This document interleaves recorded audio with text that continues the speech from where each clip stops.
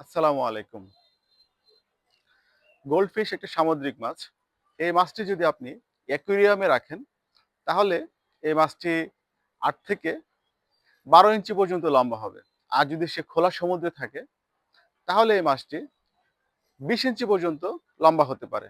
আবার প্রজাতিভেদে এটা ২২ ইঞ্চি পর্যন্ত লম্বা হতে পারে। এই যে তার এই পরিবর্তন, এটা হয় শুধুমাত্র তার পরিবেশের কারণে। সে কোন পরিবেশে বড় হচ্ছে।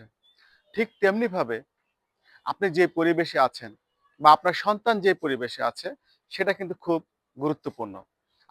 আপনার ভবিষ্যৎ অথবা আপনার সন্তানের ভবিষ্যৎ অথবা আপনি যার শুভাকাঙ্ক্ষী সে যে পরিবেশে আছে সেই পরিবেশটা কিন্তু খুবই গুরুত্বপূর্ণ। এই পরিবেশটা একটি সুন্দর পরিবেশ আপনার প্রতিভা বিকাশের সহায়ক। সুতরাং আপনি যদি ভুল পরিবেশে থেকে থাকেন, তাহলে আপনাকে সিদ্ধান্ত নিতে হবে উপযুক্ত এবং সুন্দর পরিবেশের জন্য। এবং আপনাকে উপযুক্ত এবং সুন্দর পরিবেশে যেতে হবে আপনার প্রতিভাকে বিকাশ করার জন্য। ধন্যবাদ সবাইকে।